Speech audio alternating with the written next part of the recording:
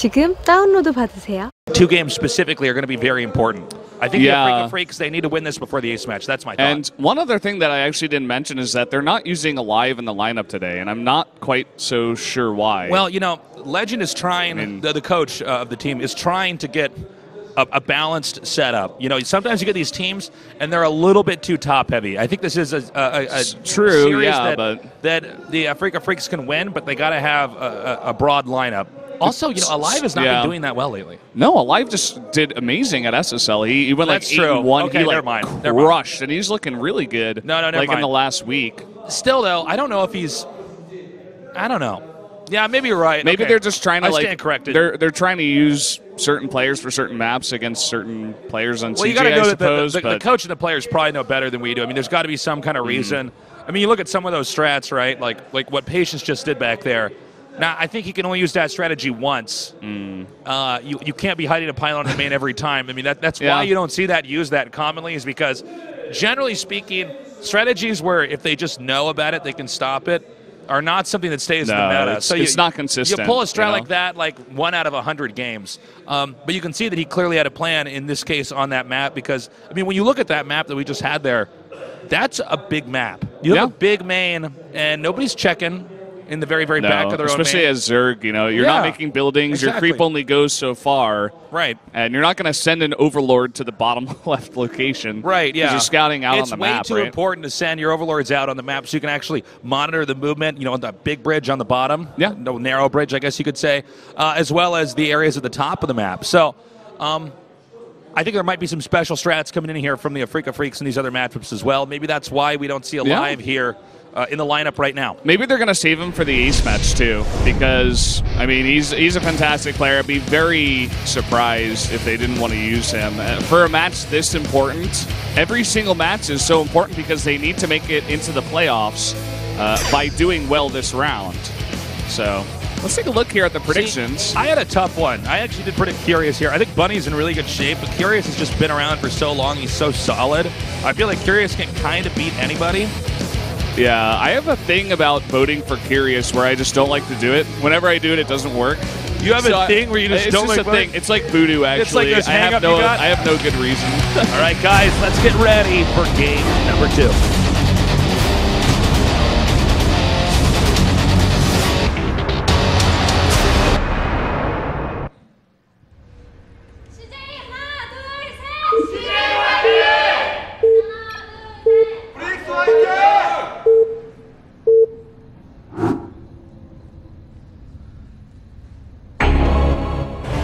All right, in the upper right, in the yellow, he is Bunny.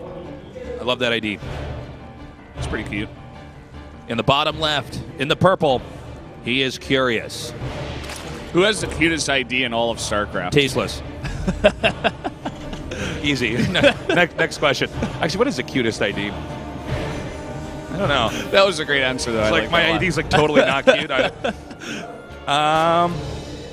I think Bunny's up there. Bunny's up there.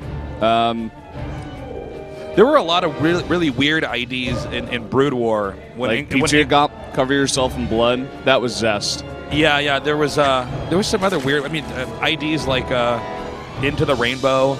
Yeah. You know, these ideas that kind of didn't. It wasn't bad, but it doesn't quite translate. You know. Yeah. Like, what exactly does that mean, Into the Rainbow? You're going inside the rainbow? Slayer's Boxer was a cool ID. Oh, yeah. That's just a really out there name. It's like long and it's kind of badass. What else was there? There's some IDs, you know, like Artosis is a cool ID because it's like a word. Like there was also Garimto. That's a pretty badass. I like that name, actually. I wonder if that's like from an anime or something. Yeah, is that based off of anything? I don't know. Maybe. If someone out there knows, hit us up on Twitter. You know, I beat Garimto. You did? In a $5 match. Whoa. When I first came to Korea. That's my humble brag, guys. You bought yourself half a Subway sandwich. I bought myself 2 bottles of soju with that $5, man. You better believe That's I like enjoyed 5 that. bottles of soju. Well, I had to change. I got a pack of gum. I got a pack of Tic Tacs. And yeah. On this map here, by the way, we might have a long game. This has so far been making for some very long games.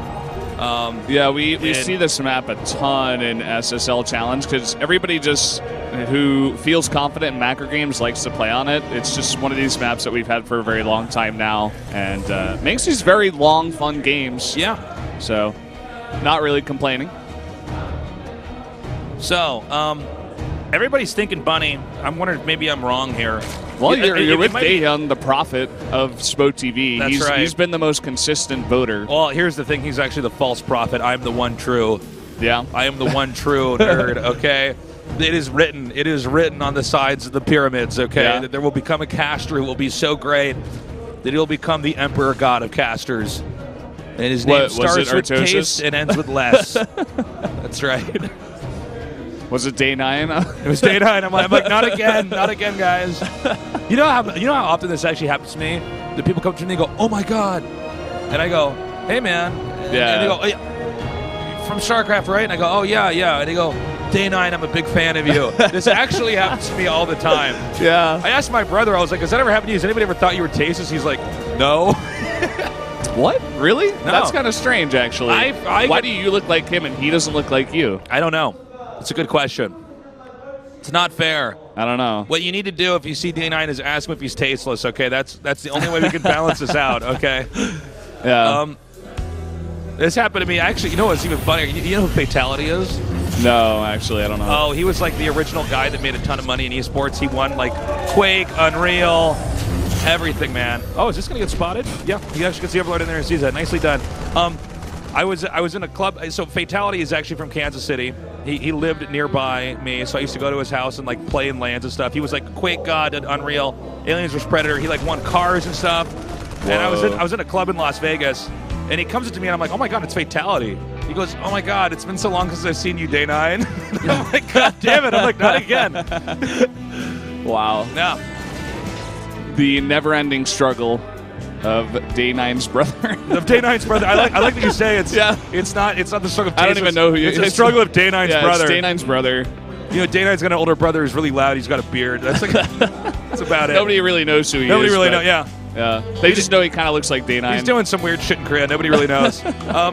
So going into this game here, we got a drop coming up. By the way, he did not see the starport, but I think he's got a good idea. He did see the starport, didn't he? No.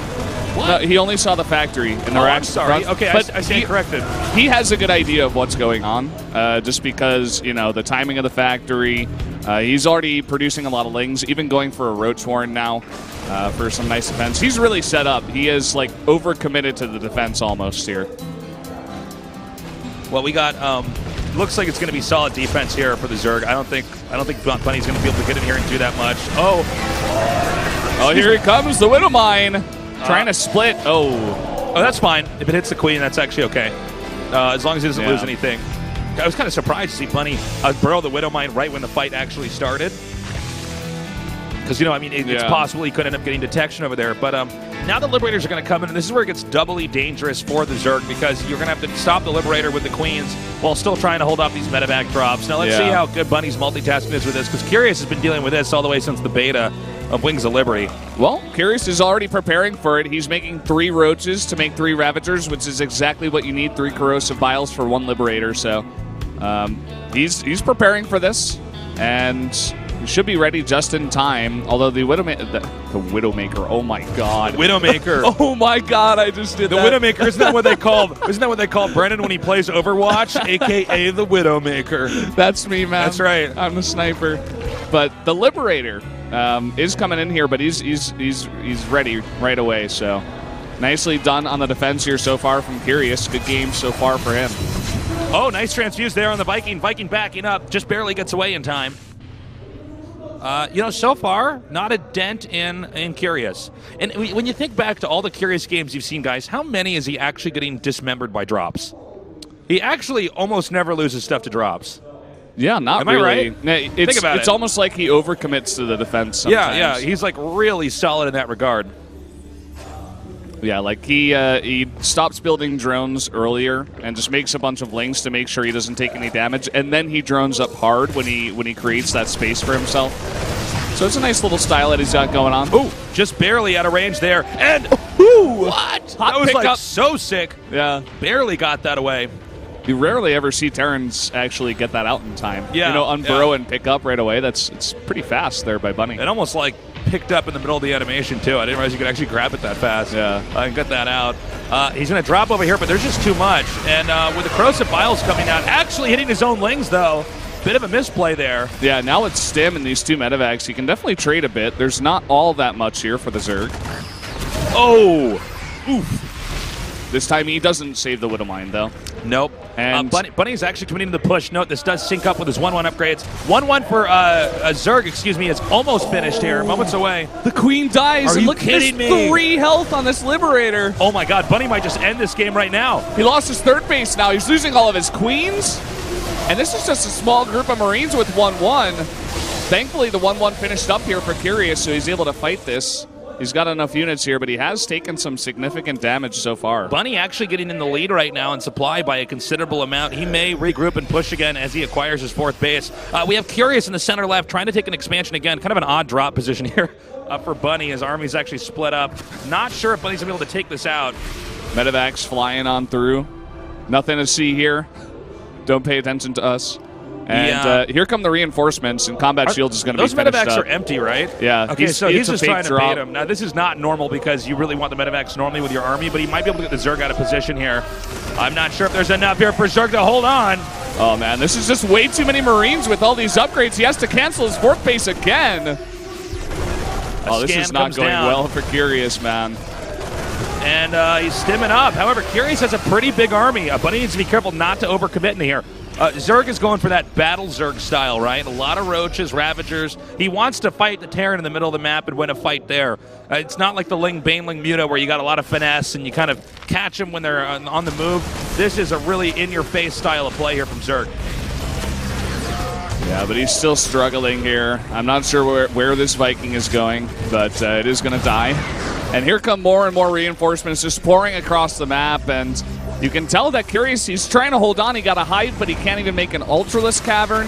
Gets a nice fumble here. Oh, sick! Nice, takes out the 2 medevacs. Terran's still trying to push in. Just on the cusp of the Zerg's expansion. I'm not sure. This is actually syncing up really nicely. And this is that battle Zerg style I'm talking about. That you see here where they want to fight this, the Terran head-to-head. They have a lot of great utility with these spells they can cast out here, where they're not even trading units, they're just killing their opponent's units. Yeah, now that the Infestors have enough energy here for Fungals, I think Bunny needs to be really careful about how he engages. Right. And I like the fact that he backs off and starts going for drops. Well, it seems like Bunny's approaching this from now on the right way. You want to be dropping a lot because this kind of muscle Zerg style that you see coming out here can't defend everywhere at once. Roaches are not that nimble of units. Nice Fungals, though, over here. Oh, Bunny's going to take a pretty decent trade as Curious attempts to hold on here, but he can't really. And at the same time, pushing the front is Bunny. Yeah, we got corrosive biles being shot at here. Artillery landing just in front of the Terran's army. A nice arc, though. Bunny may be able to just break this Zerg here. If he can keep this up, he's got a nice arc. The Ravagers are going to go down, and I believe that means this base is going to go down as well. And that might be a point in the game where the Zerg just cannot recoup. And I think Bunny knows he's just moments away from taking this, and he actually takes out the Ultra Cavern as well. He's doing everything here. He kills the army, kills the 4th, and the Ultralisk Cavern. Chitinous plating denied. No Ultras were made even. I think that's going to be it. Bunny's just going to push up here and win. Bunny's got it. Bunny wins this game, and Tasels loses another one of his predictions here in his slow and steady path to the bottom. It's okay. You're joined by Daehyun. Yeah, me and Daehyun, man. We had to go on a limb here and predict Curious to win. Yeah, I think that this is the point of no return. The damage is going up right now exponentially here, and Curious taps out. GG. Nicely done there. Very aggressive style by Bunny, just getting on top of Curious. Whenever you're on that map as the Terran versus Zerg, you want to constantly deny the 4th base over and over, and that's exactly what he did with that style of play. Very active Terran, was really a treat to watch, and Bunny playing a nice game. All right, nicely done. Bunny picking it back up for the team. It was not an easy win, but that's going to tie it up right now, 1-1. And I believe we've got Bomber in the next match. Am I correct about that? Yeah, I think you're right. Yeah. Bomber versus Hero. That's right. That's who I was forgetting, Hero. Now, this is going to be an interesting one. It's definitely one that I think CJ can take? What do you think? Yeah, I mean, Hero is just one of these really strong Protosses nowadays that it's hard to beat him if you're a high-tier player, but as Bomber, who's not that consistent lately, I think he's definitely going to struggle here a bit. Bomber's not in the Bomber era anymore. I mean, there was periods where Bomber was like the guy. He was like the Terran, and it was crazy. He was going everywhere around the world, you know, picking up tournaments, you know. It was great. Skydiving with the Red Bull people. You ever see those photos? Yeah. Could you ever go skydiving? No. I could not do that. I could not. Oh, maybe I'm one day glad I we're will. on the same page here. I'm like, you know what, man? I'm one of those guys that has nightmares that, like, I'll you know, that you're skydiving, die in a plane crash or just like fall, you know, down, you know, some ledge or something. Yeah, I'm terrified of heights. Bomber is more man than us, that's for sure. Jumping out of a plane is very low on the list of things that I want to do personally. That's right. We are going to go on a short break. When we come back, we'll continue on with our match here in Pro.